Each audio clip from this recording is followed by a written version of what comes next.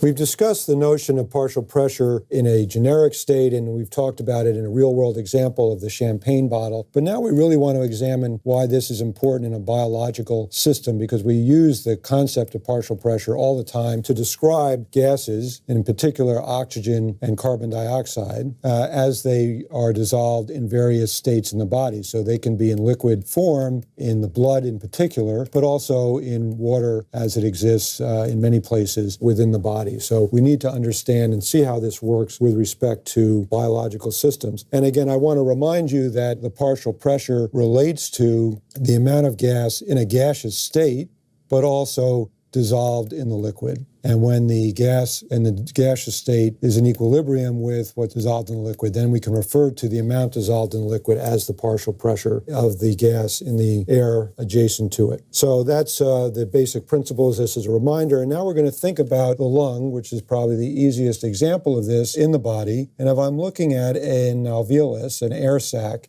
in the lung, we have gas coming in, oxygen and nitrogen. But we're going to focus primarily on oxygen for the moment, which makes up roughly 21% of the gas that's coming in. So oxygen is entering the alveolus. And we have a blood vessel, a capillary, a very tiny blood vessel, that is adjacent to and contact with, in a sense, this alveolus, so that diffusion can occur between the blood in the capillary and the oxygen or gas in the alveolus. And we have red blood cells that are going through this capillary. Now let's just imagine that they're flowing in this direction for the moment. And as they come in contact with the alveolus, the oxygen can diffuse across this membrane and actually dissolve in the liquid portion of the blood. But in addition, we have proteins, hemoglobin, and the green here is going to represent hemoglobin, which is the protein in the blood cell that binds oxygen. So some of these oxygen molecules that have dissolved in the liquid portion of the blood will diffuse into the red blood cells, and they will bind to the hemoglobin. So eventually, all three of these things come into an equilibrium. So we've got a big equilibrium now between the oxygen in the alveolus, we have oxygen dissolved in the liquid portion of the blood, and we have oxygen bound to the hemoglobin. And when this equilibrium occurs, we've got oxygen now in these three different places, we say we have a partial pressure of oxygen in the alveolus, we have a partial pressure of oxygen in the liquid form of the blood, and those are now in equilibrium. So we know the partial pressure in the alveolus, and we say when that equilibrium has occurred, and this occurs extremely rapidly, that the partial pressure of the oxygen in the blood is now equal to that partial pressure in the alveolus, and that determines ultimately how much of the oxygen is actually going to be bound to the hemoglobin, because we know that that equilibrium also occurs quite quickly and allows us to then characterize the total amount of oxygen